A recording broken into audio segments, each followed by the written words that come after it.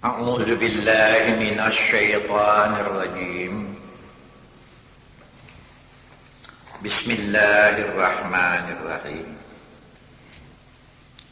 الحمد لله رب العالمين، والصلاة والسلام على أشرف الأنبياء والمرسلين وعلى آله وأصحابه أجمعين. Amma ba'du, Rabbi shrah li sadri wa yassir li amri wahlul 'uqdatam min lisani yafqahu qawli. Allahumma rabbi adkhilni mudkhala sidqin wa akhrijni mukhraja sidqin waj'al li min ladunka sultanan nasira. Rabbi a'udzu bika min hamazati syayatin wa a'udzu bika rabbi an yahdurun. Assalamualaikum warahmatullahi wabarakatuh.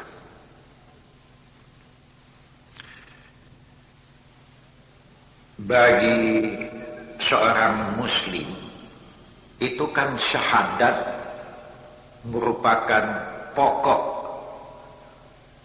Saya pakai saja dengan kalimat rukun Islamnya, dengan kalimat asyhadu an la ilaha illallah wa asyhadu anna muhammadar rasulullah, yang artinya saya mengaku Tuhan saya hanya Allah, dan saya mengaku betul Muhammad itu Rasul Allah. Kalau di dalam pengajian biasa, syahadat ini kan merupakan rukun Islam yang pertama sekali. Pokok utama dalam agama ialah syahadat, itu modal yang pertama. Ini syahadat ini banyak sekali hubungannya dengan zat dan sifat-sifat ketuhanan. Di samping itu mengetahui dengan baik Muhammad sebagai Rasul Allah dengan apa yang dibawanya. Ini yang biasa disebut, yang biasa kita dengar dengan kata-kata ahli sunnah wal jamaah. Sunnah wal jamaah.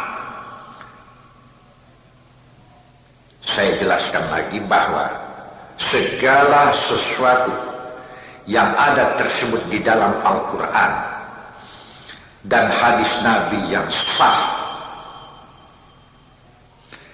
termasuk daripada contoh-contoh daripada perbuatan Nabi, selain daripada yang diucapkannya, kita ikut. Itulah yang dinamakan dengan ahli sunnah wal jamaah. Jadi mempelajari ini masuk kewajibannya, wajib ain ini. Sebab kalau tidaklah hati-hati, jatuh kepada syirik. Kalau sudah sampai syirik, keampunan tidak ada dari Tuhan lagi. Allah Maha Suci ya. Ini akidah. Jangan ada syarikat bagi Allah, dengan pengertian Allah tidak boleh dikalahkan oleh apa saja. Memang ada segolongan daripada umat yang mengatakan, entah dari mana dia dapat paham ini, saya tidak tahu, yang mengatakan malaikat itu anak perempuan Allah. Ini paham sesat. Yang menyerupakan Allah mengatakan Allah punya anak, seperti Uzair dikatakan dengan anak Allah kata orang Yahudi. Isa anak Allah. Barangkali ada yang lain-lainnya, saya tidak tahu ya. Tidak ya. Walam yakul lahu kufuwan ahad.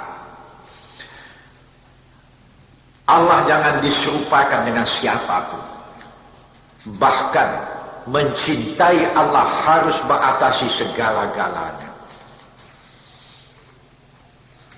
Kalau tidak akan kita jumpai di dalam Al-Quran ayat yang mengatakan wa minan nasi may yattakhidhu min dunillahi andada yuhibbunahum ka hubbillah walladzina amanu asyaddu hubban lillah. Aduh, kadang-kadang kelemahan saya juga ada ini ya. Ini ayat Quran tapi saya tidak ingat di mana ini.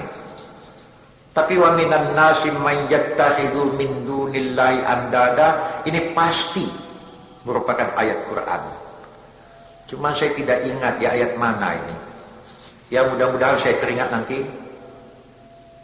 Saya katakan di mana. Tapi sementara saya jelaskan dulu. Yang menjadi kekasih manusia di dunia ini banyak. Menumpahkan kasih kepada pangkat, menumpahkan kasih kepada harta benda dunia, menumpahkan kasih kepada istri, ke suami, menumpahkan kasih kepada anak, cucu, terserah saja. Tapi Allah tidak boleh kalah. Kalau sempat Allah kalah karena menumpahkan kasih kepada selain Dia hingga Allah kalah, saya khawatir manusia ini jatuhnya menjadi syirik. Memastikan syirik saya tidak berani, cuma saya khawatir jatuh menjadi syirik. Itu yang dimaksud oleh ayat tadi ya. Ada sebahagian daripada manusia man yattakhidhu min dunillahi andada, Allah di samping Allah ada lagi yang mengimbanginya. Yuhibbunahum ka hubbillah, memang Allah dicintainya juga, tapi yang lain itu dicintainya juga. Serupa kedudukannya macam mencintai Allah. Tapi walladzina amanu asyaddu hubban lillah, tapi orang yang beriman kasih sayangnya kepada Allah mengatasi segala-galanya. Jadi bukan berarti kita tidak boleh mengasihi yang lain, tapi Allah jangan kalah. Kalau sempat Allah kalah, ini sudah terlanggar ayat walam yakullahu kufuwan ahad. Kufuya, yang mengimbangi Allah tidak boleh ada. Jadi hati-hatilah. Ya, ini sama sekali banyak kaum muslimin yang sudah tergelincir karena hal-hal yang sebagai ini. Memang ya, banyak orang yang menanyakan kepada saya. Kadang-kadang saya pun kelabaan menjawabnya. Sebab waktu saya menyampaikan bahwa orang yang betul-betul percaya dan kasihnya tertumpah kepada Allah, tidak ada satupun persoalan dunia yang bisa menggoncangkan perasaannya. Tidak ada. Istiqamah ya, padat. Jadi apapun yang mendatang terhadap dirinya, tidak satupun yang menggoncangkan perasaannya. Jadi kalau saya memakai bahasa yang lain, kalau ada manusia yang masih goncang perasaannya karena persoalan dunia yang dihadapinya, ini imannya yang tidak beres, akidahnya yang tidak beres. Orang yang imannya padat, dia tidak goncang dengan semua peristiwa yang mendatang. Inilah yang sukarnya.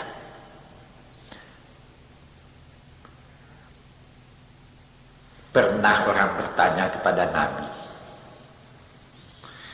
"Ya Rasulullah, engkau sebagai manusia, ya, kalau datang peristiwa-peristiwa, entah penderitaan, entah ejaan, Apa engkau tidak merasa sama sekali? Nabi mengatakan, saya manusia juga seperti kamu. Batu yang tidak merasa sama sekali.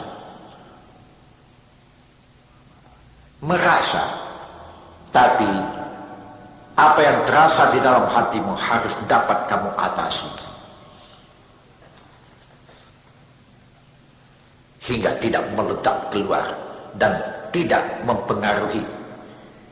Hingga mengakibatkan buruk sangka. Bisa saja mengontrol diri yang macam ini, engkau sudah masuk orang yang beriman dan orang yang takwa, mempunyai akidah yang cukup baik. Tatma'innul qulub.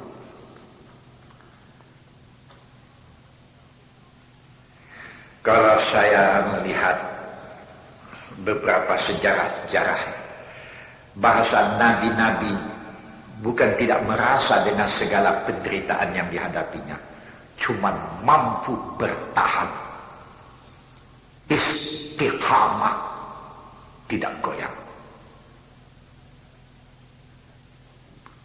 Saya teringat ya, coba nanti baca oleh tuan-tuan, telaahlah, Quran terjemahkan ada pada tuan-tuan. Di surat Al-Baqarah juga ini, di juz yang ketiga, mengenai peristiwa Ibrahim. Tunggu dulu sebentar ya. Oh ya, ayat yang ke-260. Coba lihat itu nanti. Ini ada hubungannya dengan iman, akidah dan ketakwaan. Bunyi ayat itu begini, 260 ya. Wa idz qala Ibrahim rabbi arini kaifa tuhyil mauta. Qala awalam tu'min? Qala bala walakin liyatma'inna qalbi. Qala fakhudh arba'atan minat tayri fasurhunna ilaika summa ja'al ala kulli jabalin minhunna juz'a summa da'uhunna ya'tinaka sa'ya wa'lam annallaha azizun hakim. Agak panjang ayatnya ya. Oh, ini sejarah mengenai Ibrahim ini. Satu waktu Nabi Ibrahim pernah bermohon kepada Tuhan. Permohonannya seperti yang tersebut di dalam ayat ini. Wa idz qala Ibrahim rabbi arini kaifa tuhyil mauta. Apa kata Ibrahim kepada Tuhan waktu itu? Wahai Tuhan, cobalah tunjukkan kepada saya macam mana cara engkau menghidupkan yang sudah mati.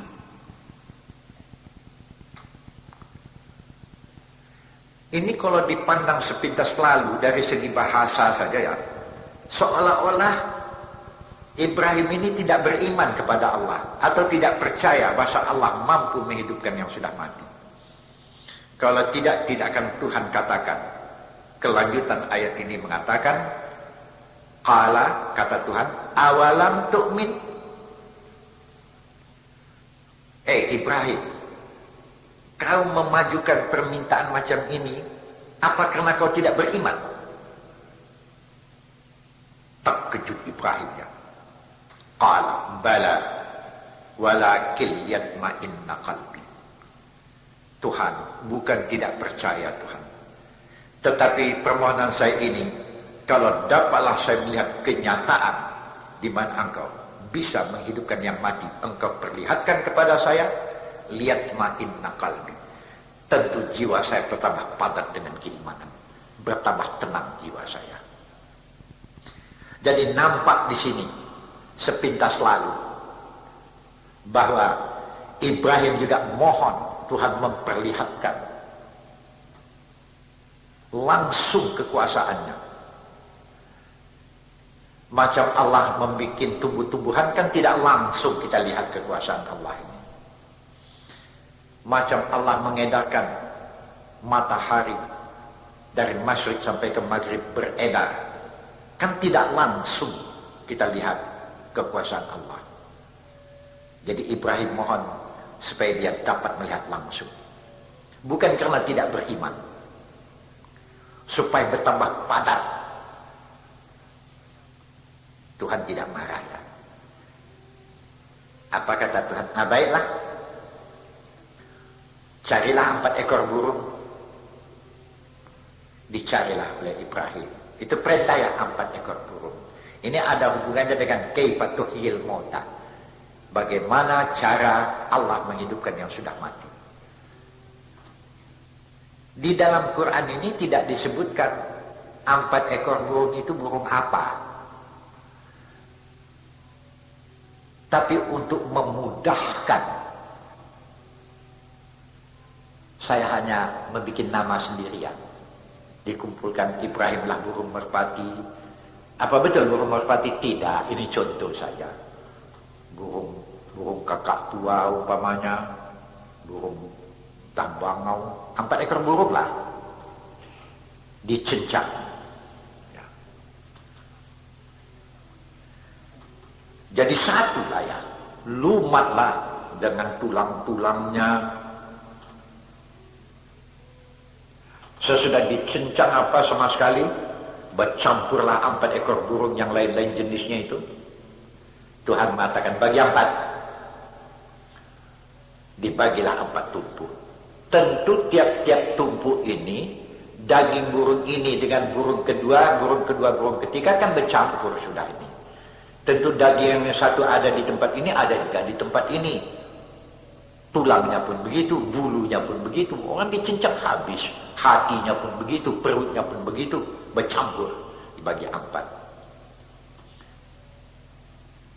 Summa ja'al ala kulli jabalin minhunna juz'a.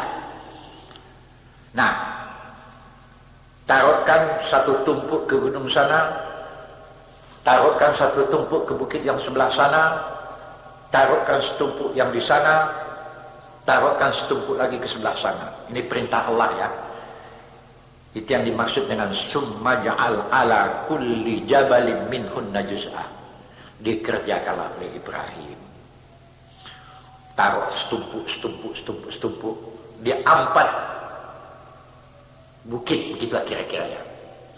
Kembalilah Ibrahim ke tempat. Apa kata Tuhan? Ibrahim,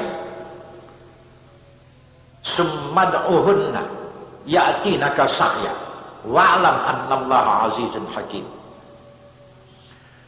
Kepada Ibrahim diperintah, panggil burung itu satu-satu. Di dalam Quran tidak disebut burung apa. Tapi ini untuk memudahkan paham. Saya bilang saja, burung merpati umpamanya. Berserulah Ibrahim. Enggak pakai doa-doa itu, cuma panggil saja. Merpati. Timbullah keanehan. Aneh. Tapi menjadi nyata bagi Ibrahim di waktu itu. Dari bukit yang sana, sebahagian gumpal daging itu melayang-layang. Mendekat kepada Ibrahim. Dari tumpuk yang sebelah sana, begitu juga. Dari tumpuk yang ketiga, di bukit yang sana, begitu juga. Jadi dari 4 penjuru, jenis dari daging burung merpati itu melayang-layang. Daging itu yang melayang sampai ke muka Nabi Ibrahim. Bergelimang jadi satu. Ditengok oleh Ibrahim, berubah. Yang tulang, kaki ke kaki, tulang kepala ke kepala, tahu-tahu bulu timbul. Sudah itu, nampaklah burung merpati yang hidup terbang. Nampak oleh Ibrahim. Panggil yang kedua, begitu juga. Panggil yang ketiga, begitu juga. Panggil yang keempat, merbu. Itulah umpamanya ya. Ini yang terakhir datang. sampai ke muka Nabi Ibrahim. Bergelimang daging-daging itu terbentuk burung merbu terbang. Yakti naga sakya. Ya. Hidup balik. Tatkala disuruh yakti naga sakya. Sungguh, ketahuilah Allah itu maha agung, hakim, maha bijaksana, maha mengatur, maha segala. Habis sekarang.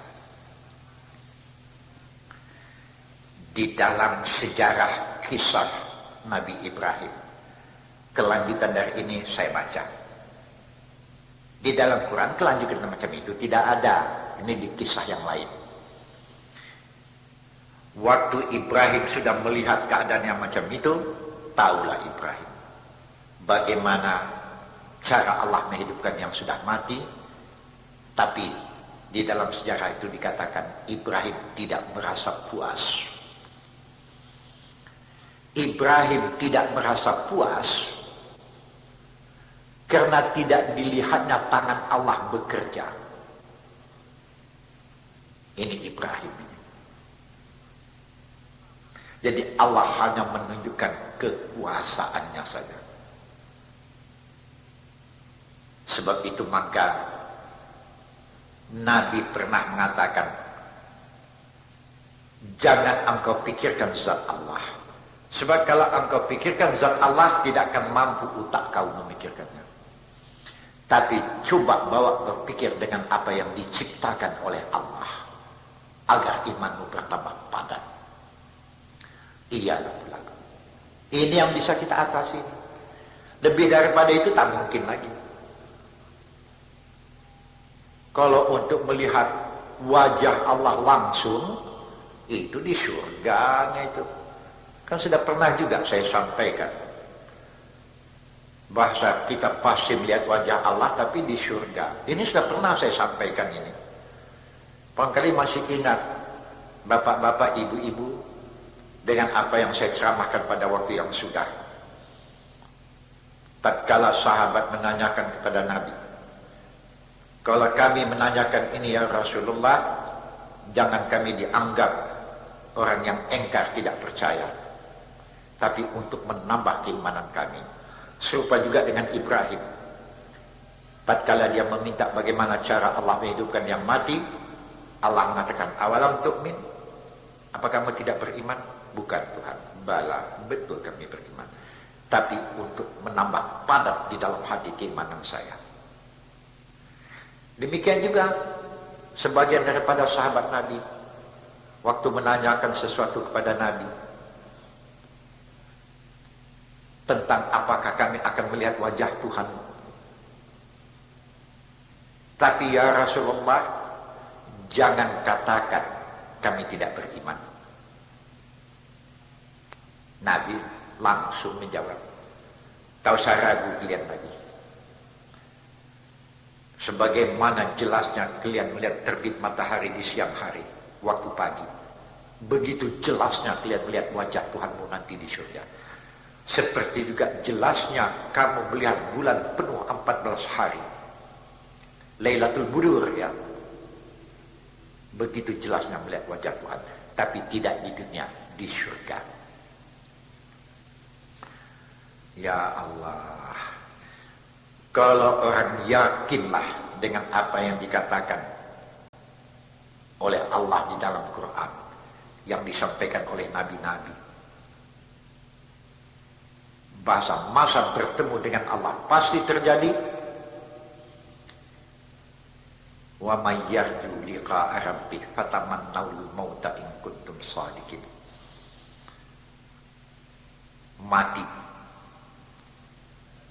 adalah hal yang diingini oleh seorang mukmin, bukan berarti boleh minta mati, bunuh diri, bukan itu artinya. Kadang-kadang kami pendakwah ini pun kelabaan juga ya, entah bahasa apa yang kamu mau pakai. Bagi orang yang beriman, mati itu adalah satu nikmat yang akan diperolehnya lebih besar daripada nikmat dunia. Bunuh diri tidak boleh. Inilah salah satu daripada akidah seorang mukmin. Tidak ada merasa cemas. La khaufun alaihim wa la hum yahzanun. Ayat ini di mana-mana banyak kita jumpai ya. Rasa takut menghadapi persoalan dunia, rasa goyang sama sekali tidak ada. Tapi ialah, buktikanlah di antara ayat yang mengatakan wala khaufun alaihim wala hum yahzanun, di surat Baqarah juga kita jumpai. Ya, di ayat yang keberapa ini? 277 ya. Ya, 277.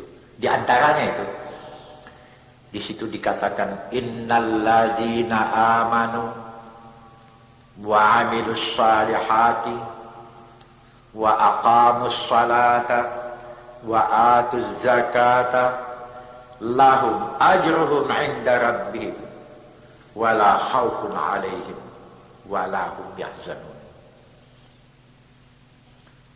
Mereka yang beriman,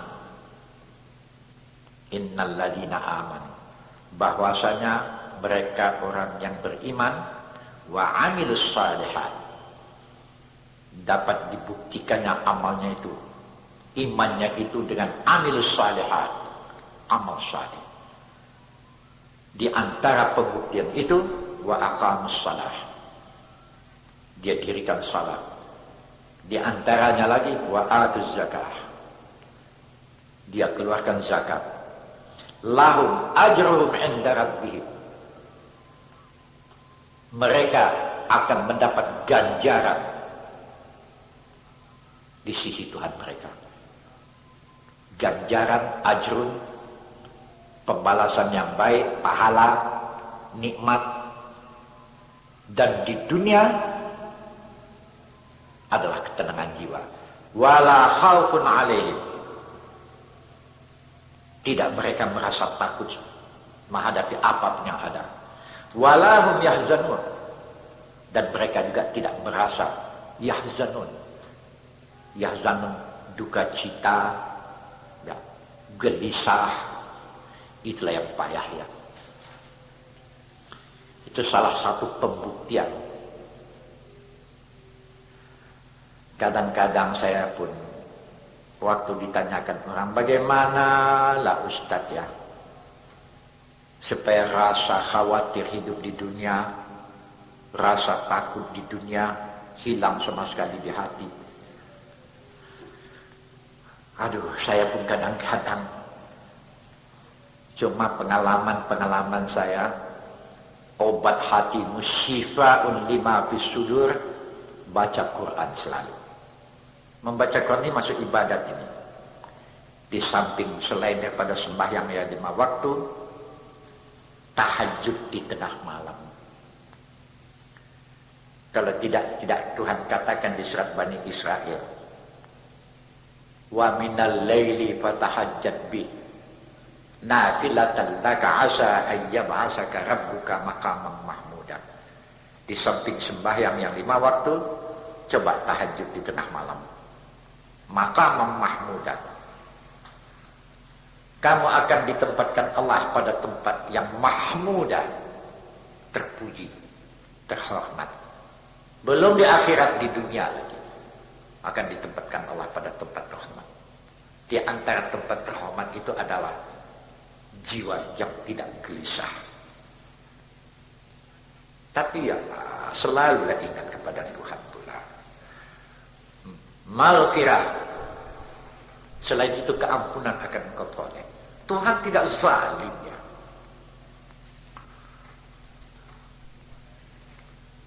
Ya nanti kita sambung lagi ya. Sampai sini dulu, nanti kita teruskan. Assalamualaikum warahmatullahi wabarakatuh.